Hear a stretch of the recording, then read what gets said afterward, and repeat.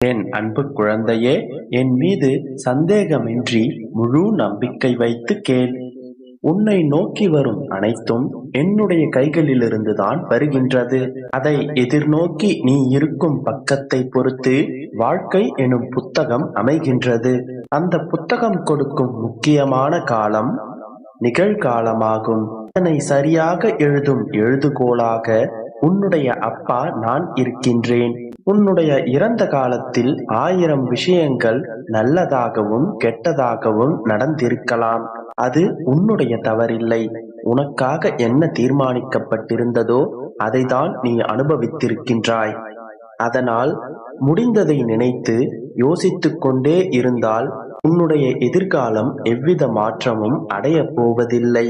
ஏனென்றால் அவைகள் முடிந்துவிட்ட இறந்த காலங்கள். அதேபோல் எதிர்காலத்தையும் உன்னால் எழுத முடியாது. அதனை நான் எழுதிக் கொண்டிருக்கின்றேன். நீ எதற்காகவும் பயப்படாதே. உன்னிடம் இதயம் என்கின்ற ஒரு மிகப்பெரிய சொத்து இருக்கின்றது. அதனை நீ நிலைப்படுத்து. மலர்கள் அழகாக இருக்கும், ஆனால் சில மலர்களில் முட்கள் இருக்கும். உன்னுடைய வாழ்க்கையும் அப்படித்தான். உன்னுடைய வாழ்க்கையை பார்த்து நடைபோடு. உன்னுடைய அப்பா நான் மரமாகிய என்னுடைய பிள்ளையை மண்ணாக தாங்கிக் கொண்டிருப்பேன். உன்னை சந்தோஷமாகவும் நிம்மதியாகவும் வாழ வைப்பேன். உன்னுடைய மனதில் நீயே ஒரு கற்பனை கதையை உருவாக்கி அதனையே நினைத்து கொண்டு வருந்திக் கொண்டிருக்கின்றாய். உன்னுடைய தற்போதைய நேரம் சரியானதாக இல்லாமல் இருக்கலாம். ஆனால் உனக்காக நான் இருக்கின்றேன். பின் எதற்காக இந்த வேண்டாத கவலைகள்? உன்னை நான் ஒருபோதும் கவலைப்பட விடமாட்டேன். யார் வேண்டுமானாலும் என்ன வேண்டுமானாலும் உனக்கு எதிராக சொல்லிவிட்டு போகட்டும். உனக்கு எதிராக எத்தனை பேர் வேண்டுமானாலும் செயல்படட்டும். எனக்காக என்னுடைய அப்பா இருக்கின்றார், என்னை அவர் கைவிட மாட்டார் என்று என் நேரத்திலும் உன்னுடைய மனதிற்கு நீ தைரியத்தை கொடு. உன் மீது அளவு கடந்த நம்பிக்கையும் அலாதி பிரியமும் வைத்திருக்கும் உன்னை நான் என்றுமே கைவிட மாட்டேன். குழந்தையே, உன்னை சுற்றி இருக்கும் பிரச்சனைகளை பிரச்சனைகளாக பார்க்காமல் அதனை எதிர்கொள்வதற்கு என்னுடைய அப்பா இருக்கின்றார் என்று நினைத்தாலே உன்னுடைய பிரச்சனைகள் அனைத்தும் தீர்ந்துவிடும். நான் உன்னை விட்டு விலகியதும் இல்லை, விலகி போவதும் இல்லை. உன்னாலும் என்னை விட்டு விலகி செல்ல முடியாது. உன்னுடைய அப்பாவாக, உன்னுடைய அம்மாவாக, உன்னுடைய சொந்தமாக என்றுமே நான் உன்னுடனே உனக்கு துணையாக நிற்பேன். என்றுமே நான் உன்னுடன் தான் இருக்கின்றேன். நீ கவலைப்படாமல் இரு என் செல்லமே. உனக்கு எதிராக நடக்கும் அத்தனை சூழ்நிலைகளையும் நான் முறியடித்து உன்னை வெற்றி பாதையில் பயணிக்க செய்வேன். என் மீது முழு நம்பிக்கையோடு இரு. நல்லதே நடக்கும். என் செல்லமே, நீ வாழ பிறந்திருக்கிறாய். வாழ்க்கையை அனுபவித்து வாழ பிறந்திருக்கிறாய். அதற்கு தடையாக இருக்கும் பிரச்சனைகளையும் சூழல்களையும் வேறு விதமாக இருக்கும் தடைகளையும் நீக்கி அனைத்திலும் நீ சம்பூரணமாக சந்தோஷமாக வாழ வேண்டும் என்பதே உன்னுடைய அப்பாவின் ஆசை. உன்னுடைய அப்பாவின் விருப்பம் உன்னுடைய தலைமுறைக்கும் வர வேண்டும் என்றால் உன்னுடைய மனதில் உன்னுடைய அப்பாவாகிய என்னை நிலைநிறுத்து. நான் மனதில் இருப்பதை எப்படி அறிந்து கொள்ளலாம் என்று கேட்கின்றாயா? எந்த மனம் அமைதியும் சாந்தமுமாக எப்போதும் இருக்கின்றதோ, எந்த மனம் எப்போதும் அன்புடன் நெகிழ்கின்றதோ, எந்த மனம் எப்போதும் பொறுமை காக்கின்றதோ, எந்த மனம் அனைத்தையும் சகித்துக் கொள்கின்றதோ அந்த மனதில்தான் நான் குடியிருப்பேன். சில நேரங்களில் கஷ்டங்கள் கலங்கப்படுத்தலாம், வேதனைகள் திணறடிக்கலாம், பிரச்சனைகள் மூழ்கடிப்பதை போன்று தோன்றலாம். ஆனால் ஒருபோதும் திகைத்துவிடக்கூடாது, கலங்கிவிடக்கூடாது. எல்லாவற்றையும் முன்ஜென்மத்தின் வினை என்று எடுத்துக்கொண்டு இனி வரும் காலங்களில் நன்றாக இருப்பதற்காக நம்முடைய அப்பா நமக்கு தருகின்றார் என்பதை தைரியமாக எடுத்துக்கொண்டு அதை எதிர்த்து நின்று போராடு.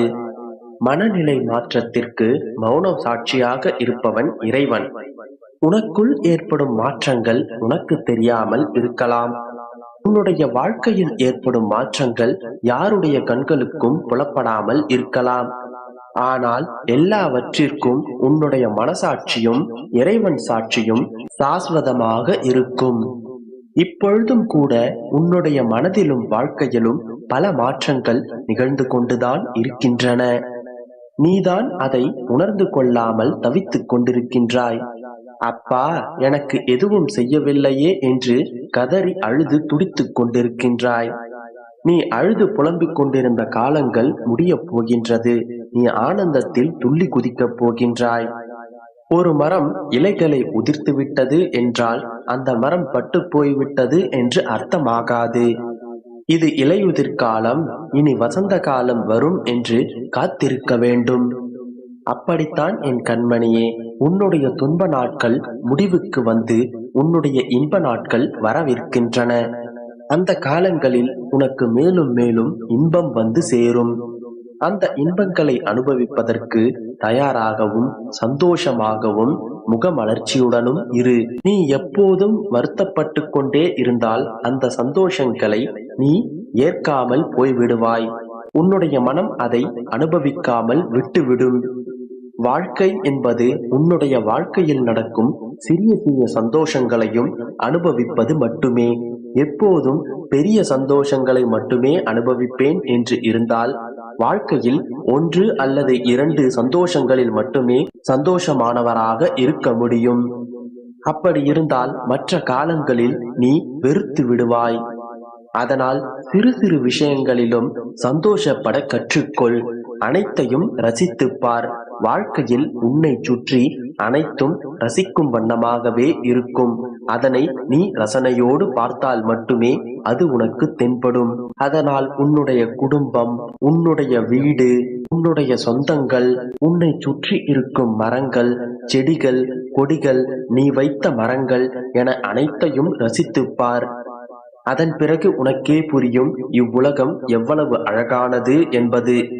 நீ இவ்வாறு அனைத்தையும் ரசித்து சந்தோஷப்பட்டிருந்தால் உன்னுடைய கஷ்டங்கள் உனக்கு பெரிதானதாக தெரியாது. அனைத்து பிரச்சனைகளையும் ஒரு சவாலாக எடுத்துக்கொள். சவாலில் தோல்வியடைந்தால் அடுத்த சவாலில் பார்த்து கொள்ளலாம் என்று சாதாரணமாக விட்டுவிடு. அதனிலிருந்து பெற்ற அனுபவங்களை மட்டும் எப்போதும் மறந்து விடாதே. இந்த ஒரு பழக்கமே உன்னுடைய வாழ்க்கையில் உன்னுடைய இலக்கை அடைய போதுமானது. ஒரு முயற்சியில் தோல்வியடைந்து விட்டால் மீண்டும் உடனே மற்றொரு முயற்சியை தொடங்கிவிடு. எதற்காகவும் வருத்தப்பட்டு காத்து கொண்டிருக்காதே.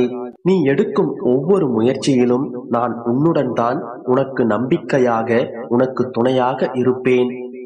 நீ அந்த விஷயத்தில் முற்றிலுமாக அனுபவங்களை பெறும் வரை உனக்கு நான் வெற்றியை கொடுக்க மாட்டேன். நீ ஒவ்வொரு அனுபவமாக பக்குவமடைந்த பிறகு நானே உன்னிடத்தில் வெற்றியை கொண்டு வந்து சேர்ப்பேன். நீ சந்தோஷமாகவும் வெற்றிகரமாகவும் உன்னுடைய வாழ்க்கையில் வாழத்தான் போகின்றாய்.